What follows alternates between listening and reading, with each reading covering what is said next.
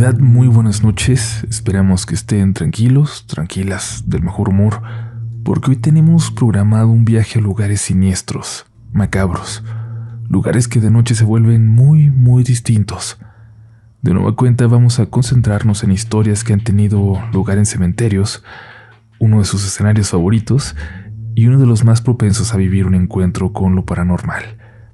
Esperamos que disfruten de las historias a continuación y si tienes una, por favor, compártela con nosotros. Si no, cuídate mucho la próxima vez que visites un cementerio. Ya sabes que tú puedes ser la siguiente persona compartiendo su experiencia.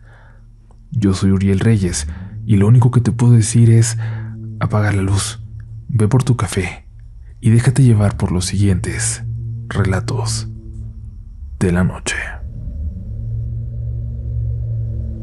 Hola Uriel, llevo varios meses ya queriendo contarte la historia de mi papá, y más cuando vi que había un episodio solo con relatos ocurridos en el Panteón de Dolores, porque fue justo ahí en donde sucedió todo.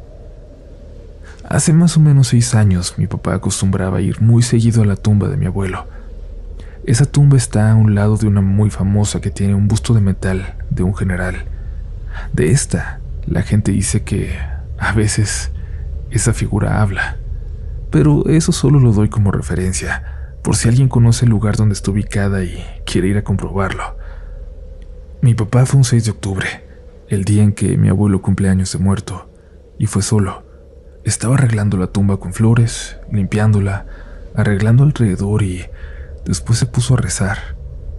En ese momento mi papá pudo ver que se acercaba un grupo de personas por el camino. Venían 2 hombres al frente, otros 2 atrás, y al final de todos, una señora. Cuando se acercaron se dio cuenta de que uno de ellos, de los de enfrente, era su hermano, mi tío. Venía con un amigo que ya conocía, pero a los demás no los reconoció. Lo saludó y continuó rezando, como siempre lo hacía, muy concentrado. Las otras 3 personas estaban detrás de mi tío y su amigo, y mi papá alcanzó a ver cómo los otros 2 señores le dijeron a la señora que se acercara a compartir con ellos, pero ella solo les dijo que no con la cabeza. Mi papá siguió rezando arrodillado, y cuando terminó se paró a saludar bien a mi tío. Se dio cuenta que ya no estaban los otros 2 señores, ni la señora de hasta atrás, solo mi tío y su amigo. Salieron del panteón y se fueron a comer, y en la comida, mi papá le preguntó a mi tío por qué las otras 3 personas que venían con ellos se habían ido sin despedirse. Mi tío estaba súper confundido, y es que le aseguraba a mi papá que solo venían él y su amigo. Mi papá le dijo que él había visto y escuchado claramente a las otras 3 personas detrás de ellos, pero mi tío le dijo que él no había visto ni escuchado nada, tampoco su amigo. A mi papá se le hacía imposible que no los hubieran escuchado, porque mi tío estaba más cerca de ellos y pues era obvio que los tenía que al menos haber oído, pero no. Meses después mi papá volvió a ir solo, pero ese día no se encontró con su hermano. Otra vez estaba arrodillado, rezando en la tumba de mi abuelo, cuando vio que alguien se había parado frente a él. Levantó la vista y se dio cuenta de que era la señora que había visto meses atrás, pero esta vez ella le habló directamente.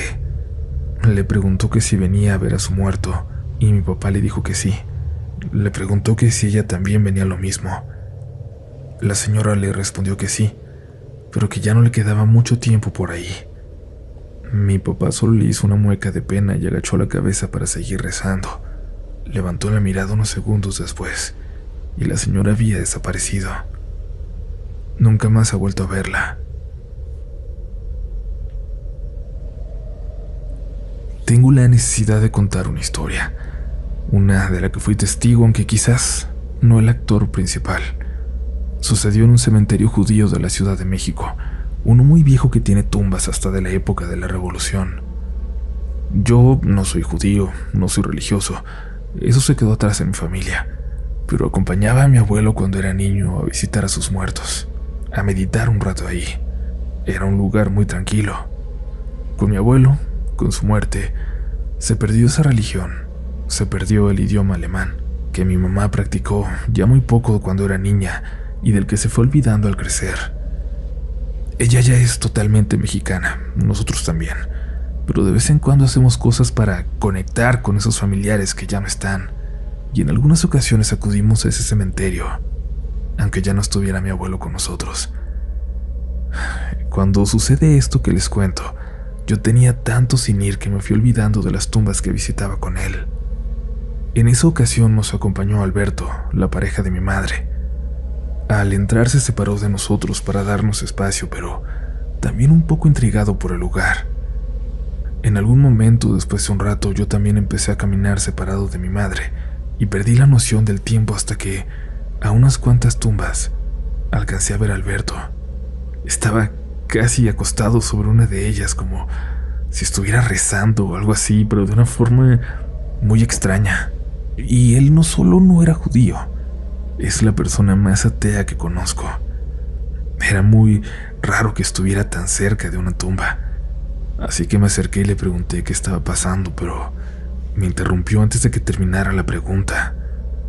Con 2 señales de su mano, me pidió que guardara silencio y que me acercara.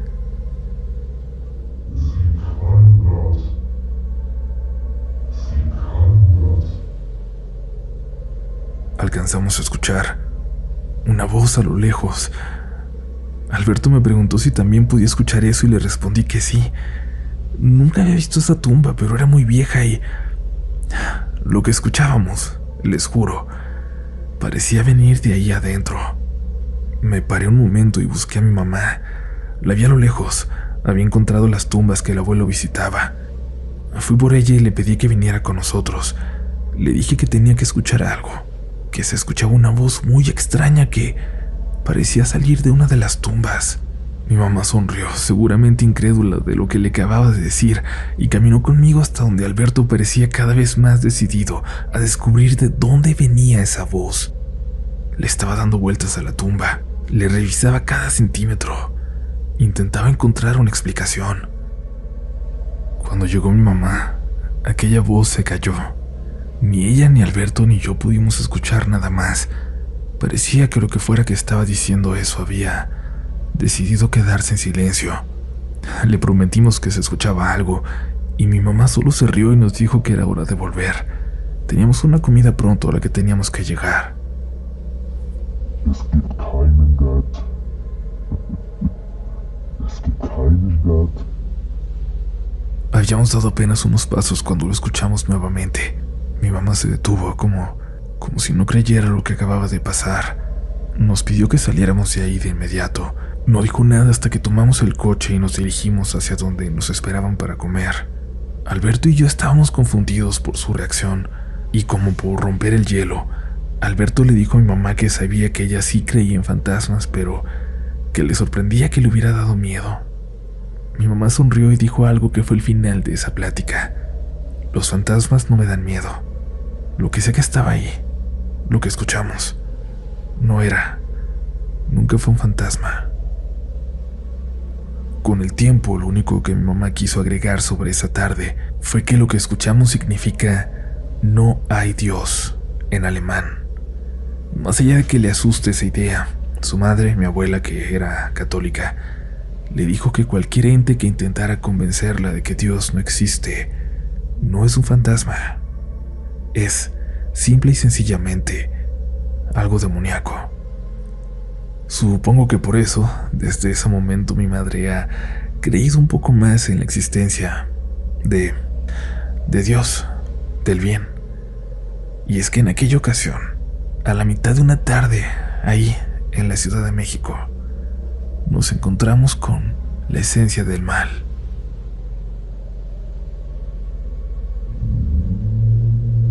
Y recuerda que si tú has tenido alguna experiencia similar, por favor, no dudes en confiar en compartirla con nosotros. Mis redes personales, donde no hablo exclusivamente de terror, pero siempre es un gusto saludarles, son Upolch en todas partes.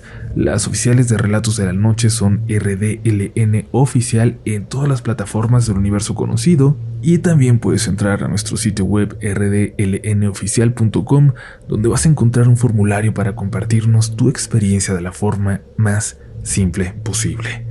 Esperamos que no hayas prendido la luz, porque aún nos quedan historias esta noche.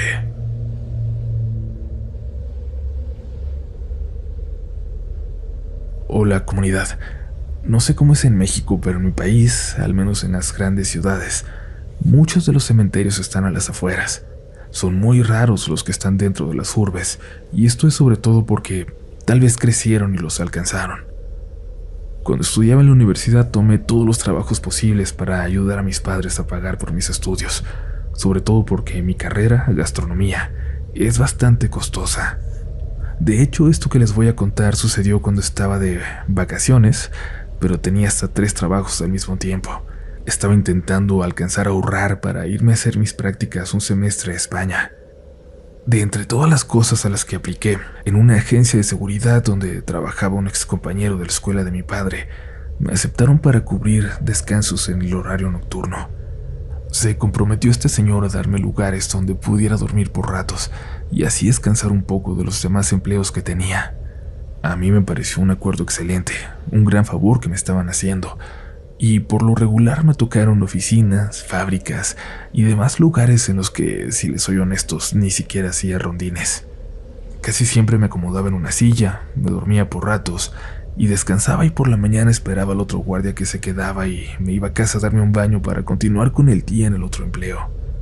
Suena más pesado de lo que en realidad era, pero les voy a contar de un lugar en particular al que me enviaron una noche, a un cementerio. Y sí, a mí también me pareció extraño necesitar un guardia en un cementerio. Me presenté a las oficinas, pues me dijeron que alguien me llevaría a este lugar, bastante lejos de la ciudad, y también pasarían por mí en la mañana. Ya no había transporte que llegara hasta ese punto, así que uno de los supervisores tenía que llevar y traer a la gente. Pocos aceptaban ir a ir, pero al parecer sabían por ahí que me estaban haciendo favores, que me estaban dando los lugares más fáciles, y alguien decidió que me enviarían ahí aquella noche. El pretexto fue que también ahí me podría quedar dormidito.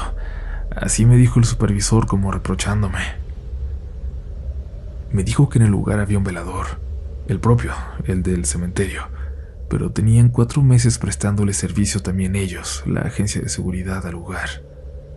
Cuando le pregunté por qué, respiró hondo antes de contestarme. Pues, verás, la gente, los que tienen a sus muertos ahí, son gente de dinero, y decidieron pagarlo porque algo le estaba pasando a las tumbas. Algo le estaba pasando a las tumbas. Me dio escalofrío escuchar eso. Incluso recuerdo el lugar exacto en el que estábamos cuando me lo dijo, esperando un semáforo antes de tomar la carretera para salir de la ciudad. Le pregunté qué era lo que les estaba pasando. Mira, el señor que cuida es mayor, ya lo conocerás. Yo ya tuve que quedarme una noche ahí y dudo que sea capaz de las cosas de que lo acusan. Pero las tumbas han sido abiertas, profanadas.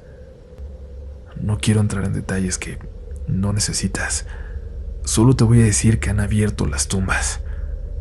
Dicen que el señor deja entrar a gente ahí para que haga rituales, o que son gente que va a tomar venganza contra los cuerpos de quienes en vida los trataron mal, como si no fueran iguales. Yo he tenido la suerte de no ver nada, pero de vez en cuando siguen pasando cosas. Se siguen metiendo. El supervisor habló al respecto durante el resto del camino, de cómo a ninguno de sus guardias les había tocado ver a los responsables, pero todos habían estado con el velador casi todo el tiempo. Él no era quien dejaba pasar a quien fuera que se acercaba con esas intenciones al cementerio. Lo más extraño de todo es que estaba en medio de la nada, a kilómetros de la casa o de la luz más cercana. Quien fuera que iba hasta allá llegaba caminando por esa larga carretera, o bien entraba por el lado del bosque, ese bosque espeso y profundo. Cuando llegamos, el guardia nos abrió una puerta pequeña dentro de aquella enorme reja. Era un señor de unos 60 años. Me dijo que a mí no me conocía y me recibió de la manera más amable. De verdad que fue increíble. Me ofreció café y algunas galletas que tenía, y me dijo que él estaba más tranquilo desde que nosotros llevábamos guardias también, que aquel lugar nunca le había gustado de noche, cuando tenía que cuidarlo solo. El supervisor se quedó a tomarse un café con nosotros.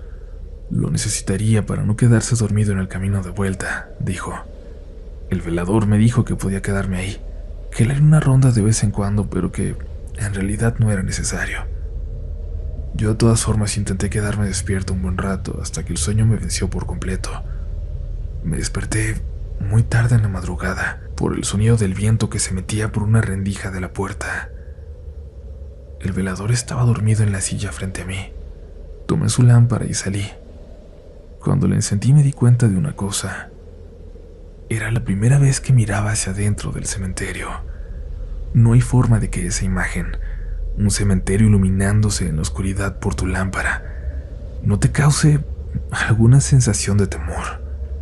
Decidí dar una vuelta para al menos conocer el lugar, sin alejarme, pero de alguna forma, cuando pensé que iba a regresar por un camino paralelo por el que me adentré, terminé perdiéndome en el interior de aquel lugar.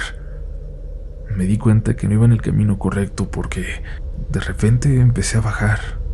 El cementerio comenzaba a bajar por una colina. No quise avanzar más cuando vi que se hacía más pronunciada la pendiente. No se veía final en aquellas filas de tumbas y decidí regresar, pero un sonido a mis espaldas llamó mi atención. De nuevo miré hacia abajo y había algo allá abajo. Un animal probablemente haciendo un sonido que no reconocía. Decidí bajar un poco más. No me podía permitir que algo ocurriera esa noche en la que yo estaba ahí. Tenía dos opciones: hacer ruido e intentar asustar a cualquier persona que anduviera ahí, para que corriera al saberse descubierto, o apagar la lámpara y avanzar de forma sigilosa, para sorprender a quien sea que estuviera ahí. Pensé que la primera podía ser peligrosa. Si era una persona armada me vería antes de que yo pudiera verle, así que apagué la lámpara y empecé a bajar. No había avanzado mucho cuando escuché la fuente de ese sonido.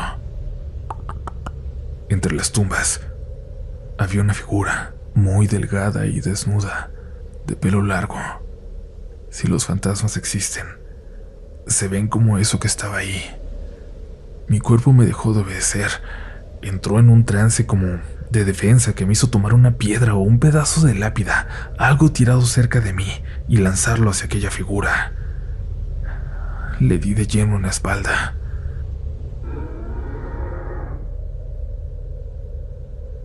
Chilló y volteó hacia mí. Los ojos le brillaron, pero les juro que parecía no tener boca. Me vio, pero salió corriendo hacia la oscuridad, y yo regresé corriendo hasta la caseta del velador, al que desperté con mis gritos. Nos encerramos ahí hasta que amaneció. El velador parecía estar acostumbrado a hacerlo. En cuanto empezó a salir el sol, caminamos hasta donde había tenido aquel encuentro. Nos dimos cuenta que esa persona, esa mujer, por llamarlo de alguna forma, había logrado romper un pedazo de lápida, arrancarlo. No parecía haber usado ningún tipo de herramienta. No pude creer la suerte que tuve de actuar, porque si no hubiera hecho eso, si no hubiera apagado la lámpara, quizás me hubiera visto antes a mí. El velador me dijo que si decía lo que vi, solo se iban a burlar de mí, así que solo reportamos que vimos a alguien allá adentro, pero no dijimos cómo era. Aún pienso en él, en que se quedó a trabajar ahí, a donde yo no volví. Me encantaría saber cómo está, ir a saludarle, preguntarle más al respecto, pero una cosa tengo segura: nunca jamás, ni de día, me volvería a parar por ahí.